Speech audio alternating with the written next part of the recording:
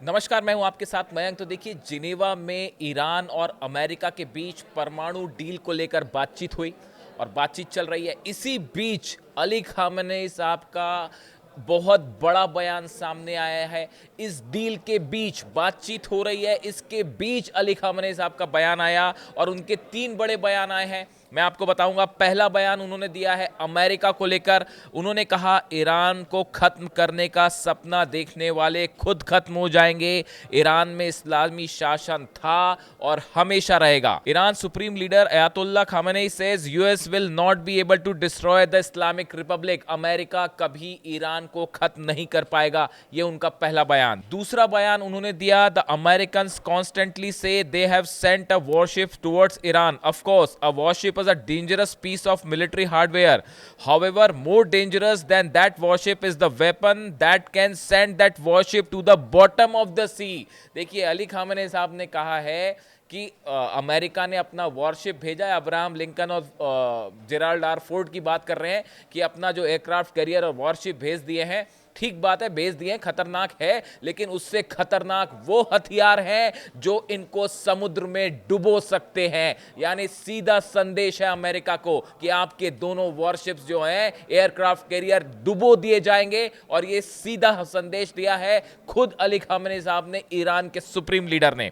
देखिए, तीसरी बात जो उन्होंने दोहराई, the US president keep saying, ये अली खामेनेई साहब लिख रहे हैं डोनाल्ड ट्रंप के लिए, the US president keep saying that they have the strongest military force in the world. The strongest military force in the world may at times be stuck so hard that it cannot get up again. उन्होंने कहा कि America के राष्ट्रपति कहते हैं कि उनकी सबसे मजबूत मिलिट्री है, लेकिन कई बार दुनिया की सबसे मजबूत मिलिट्री को भी इतनी जोर से जो है हिट किया जाएगा कि वो दोबारा खड़ी भी नहीं हो पाएगी, दूसरी बार खड़ी भी नहीं हो पाएगी अमेरिकी सेना। यानी कि उन्होंने सीधा सीधा जो है वो अमेरिकी सेना को भी जवाब दिया, डोनाल्ड ट्रंप को भी जवाब दिया कि अगर आप कहते हैं कि हमारी मिलिट्री सबसे मजबूत है और हम ईरान के साथ कुछ भी कर सकते हैं, तो उन्होंने कहा कि हमारे पास वो सेना है जो दुनिया की सबसे बड़ी मिलिट्री को जो है वो मिट्टी में मिला दे और उसके बाद वो खड़ी भी ना हो पाए। यानी आप देखिए, ये बयान बहुत अहम क्यों है। जिनेवा में बातचीत चल रही है, उस बातचीत के बीच अमेरिका की तरफ से बार बार स्टेटमेंट आ रहे थे, बयान आ रहे थे, उसका जवाब दिया है अली खामेनेई साहब ने। और डील, बातचीत के बीच में जवाब देना अपने आप में एक बड़ा संदेश है कि आप डील चलती रहे, जो बातचीत चलती रहे, लेकिन ईरान को झुकाने का सपना देखना भूल जाइए, ये कोशिश बंद कर दीजिए। ये जो है संदेश दिया है अली खामेनेई साहब ने। अब देखिए, जिनेवा में क्या हुआ, मैं उसको बताऊं। आज जो बातचीत शुरू हुई उसके पहले क्या हुआ, बातचीत में क्या हुआ, इसके बारे में मैं आपको बताता हूं। देखिए, सबसे पहले ओमान के जो विदेश मंत्री हैं बद्र अल बुसैदी, इनसे ईरान के विदेश मंत्री अब्बास अराक्ची की मुलाकात होती है।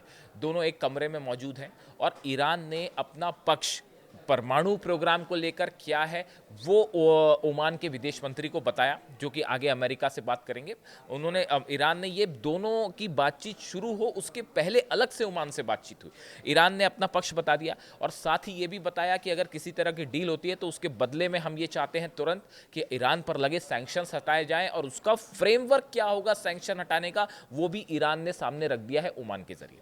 यानी देखिए, ईरान बहुत बढ़िया तैयारी के साथ पहुंचा इस बातचीत में। ना सिर्फ न्यूक्लियर डील को लेकर अपना प्रपोजल लेके पहुंचा है कि हम कैसे, किस मुद्दों पे बातचीत करेंगे, किस पे बातचीत नहीं करेंगे, वो एक पूरा खाका तैयार है। साथ ही में ये भी कि अगर सैंक्शंस हटते हैं तो वो कैसे हटें और क्या हम चाहते हैं, उसका भी फ्रेमवर्क तैयार है। यानी विदेश मंत्री अब्बास अराक्ची पूरे अपने होमवर्क के साथ पहुंचे।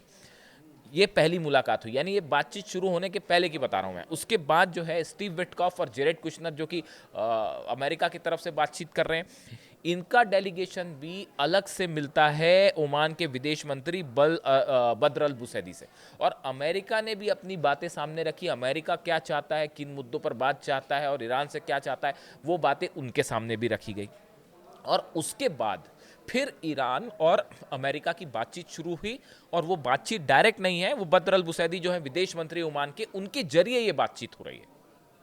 यानी दोनों पक्ष अलग कमरे में मौजूद और उनका संदेश ले जाने का काम कर रहे हैं ओमान के विदेश मंत्री। यानी पहले दोनों ने अलग मुलाकात की, उसके बाद फिर ये बातचीत शुरू हुई। अब देखिए, इन बातचीत के बीच में, बल्कि इसके पहले, 4 बयान ऐसे आए जो कि बेहद अहम है, जो ये बताते हैं कि इस डील का अंजाम क्या होने वाला है। क्यों कहा जा रहा है कि ये डील का कोई नतीजा नहीं निकलेगा? देखिए, सबसे पहली बात तो अमेरिका के विदेश मंत्री मार्को रूबियो ने हंगरी की राजधानी बुडापेस्ट में ये बात कही कि ईरान के साथ समझौता करना बेहद कठिन है। ये बात ईरान के विदेश मंत्री ने कही है, मार्को रूबियो ने, कि ईरान अपनी बात से झुकेगा नहीं और उसके साथ बातचीत करना बड़ा मुश्किल है। दूसरी बात, ट्रंप की तरफ से बयान आया। ट्रंप ने जो है वो B-2 बॉम्बर वाली धमकी दे दी है। उन्होंने कहा अगर डील नहीं होगी तो नतीजे अच्छे नहीं होंगे। ट्रंप के एग्जैक्ट शब्द बताऊं मैं आपको, मैं उन वार्ताओं में अप्रत्यक्ष रूप से शामिल रहूंगा। वो कह रहे हैं कि जो बातचीत चल रही है उसमें मैं इनडायरेक्टली मैं भी शामिल हूँ और वे बहुत महत्वपूर्ण बातचीत होगी। मुझे नहीं लगता कि वे समझौता न करने के परिणामों को भुगतना चाहते हैं। उन्होंने कहा कि ईरान जो है अगर समझौता नहीं करेगा तो उसके बेहद गंभीर नतीजे होंगे और ईरान नहीं चाहेगा कि जो है डील ना हो। ऐसा बयान ट्रंप ने दिया। शायद उसी का जवाब उन्होंने डील शुरू करने के पहले बयान दिया ट्रंप ने, तो अली खामेनी साहब ने जो है उसका ज़बरदस्त जवाब दिया। उन्होंने कहा कि इस्लामिक रिपब्लिक को ख़त्म करने के सपने जो है सालों से देखे जा रहे हैं और कभी ख़त्म हुआ नहीं। इस्लामिक रिपब्लिक हमेशा था और हमेशा रहेगा। इसके अलावा देखिए, अराक्ची साहब विदेश मंत्री जो हैं ईरान के, इनकी तरफ से जो बयान आया डील शुरू होने के पहले, मैं जिनेवा में निष्पक्ष और न्याय संगत समझौते को हासिल करने के लिए आया हूं। जो बात मंजूर नहीं है वह है कि धमकियों के आगे झुकना। ईरान के विदेश मंत्री अब्बास अराक्ची ने कहा कि हम सब चीज़ पे बातचीत करने के लिए तैयार है, बस हमें एक बात मंजूर नहीं है कि आप हमको झुकाने की कोशिश करेंगे तो वो हमें मंजूर नहीं है, हम किसी भी सूरत में झुकने वाले नहीं हैं। ये बयान महत्वपूर्ण। एक लिंडसे ग्राहम है जो कि ख्वाब देख रहे हैं, अमेरिका के सांसद हैं और ये ख्वाब देख रहे हैं बड़े समय से कि ईरान में जो है वो अब अली खामेनी साहब को सत्ता से हटा दिया जाए। ये पूरा जो प्लानिंग है बताया जाता उनकी है। उन्होंने कहा है खामेनी को जाना होगा, महीनों नहीं हफ्तों में तय हो जाएगा। बातचीत के बीच उनका ये बयान आ रहा है कि अली खामेनी साहब को सत्ता छोड़नी होगी और ये बात कुछ हफ्तों में तय हो जाएगी। इसी का जवाब दे दिया अली खामेनी साहब ने। खैर, अब देखिए, इस बातचीत का नतीजे का जहां तक सवाल है, एक बार फिर ये कहा जा रहा है कि बातचीत हो सकता है कि अगले दौर की बातचीत तय हो जाए, हो सकता है कि जो है कुछ मुद्दों पर बातचीत हो, लेकिन अल्टीमेटली इसका कोई हल निकल के नहीं आने वाला है। ऐसा क्यों कहा जा रहा है? अमेरिका के 3 लक्ष्य हैं। आखिर अमेरिका और ईरान क्या चाहते हैं? ये डील क्यों कैंसिल होगी कहा जा रहा है?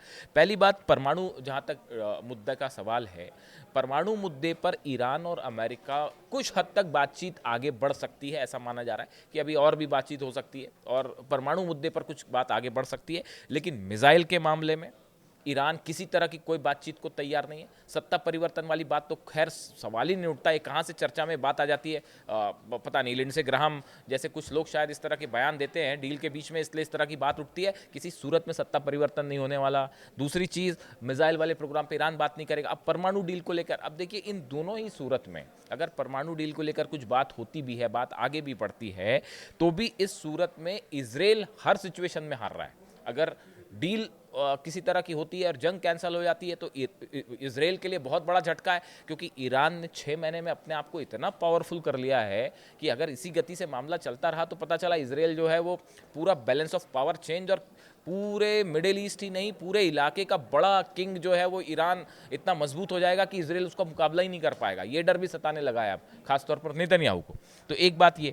दूसरी तरह, अगर किसी भी तरह से हालात बिगड़ते हैं तो तेल की कीमतें ऑलरेडी बढ़नी शुरू हो गई हैं। देखिए, हॉर्मुज में जिस तरह से इस बातचीत के बीच में हॉर्मुज में जिस तरह से बड़ी मिसाइल्स ड्रिल करी है, मिसाइल्स का प्रदर्शन किया है ईरान ने, और कद्र सीरीज की एक के बाद एक जो मिसाइल्स दागी जा रही हैं, पिछले 24 घंटे से 100 से ज़्यादा मिसाइल्स दाग दी है ईरान ने हॉर्मुज में ड्रिल के नाम पे। और ये संदेश दिया गया है कि अगर आप किसी तरह का सपना देख रहे हैं जंग करने का तो वो भूल जाइए। और उसके बाद जो है कद्र सीरीज़ की जितनी एंटी बैलिस्टिक मिसाइल्स हैं, एंटी शिप्स मिसाइल्स हैं, वो सब की सब यहाँ पर टेस्ट की गई हैं। और ईरान की सेना ने भी बड़ी एक्सरसाइज की है और ईरान की तरफ से बड़ा बयान आया है कि जो है अगर किसी भी तरह का हमला होता है तो उसका वो जवाब दिया जाएगा जो पहले कभी नहीं देखा गया। यानी देखिए, दूसरी दौर में जिनेवा में जो बातचीत हुई, इस बातचीत से किसी तरह का कोई मुद्दा हल हो जाएगा या किसी लंबे तौर पर किसी समझौते की तरफ मामला आगे बढ़ जाएगा, इसकी संभावनाएं ना के बराबर है। हो सकता है कुछ दौर की और बातचीत हो, लेकिन फिलहाल यही माना जा रहा है कि ईरान ईरान अपने मुद्दों से कतई पीछे नहीं हटेगा और ईरान ने ये बात साफ कर दी है। और अब तो अली खामेनी साहब का भी डील के बीच में बयान आ चुका है और दोनों पक्ष जो है वो अब जंग के लिए तैयार है। यानी मामला एक बार फिर जंग की तरफ बढ़ता दिख रहा है और शायद आज की रात जो है वो बेहद अहम होने वाली है और शायद 24 घंटे के अंदर अमेरिका की तरफ से ये फैसला हो जाए कि जंग होनी है या समझौता होना है। इससे जुड़ा जो भी अपडेट होगा मैं आप तक पहुंचाऊंगा। Thank you so much. I'll be involved in those talks indirectly, and they'll be very important. We'll see what can happen. I mean, it's been typically Iran's a very tough negotiator. They're good negotiators, or bad negotiators. I would say they're bad negotiators because we could have had a deal instead of sending the B-2s in to knock out their nuclear potential, and we had to send the B-2s. I hope they're going to be more reasonable. They want to make a deal.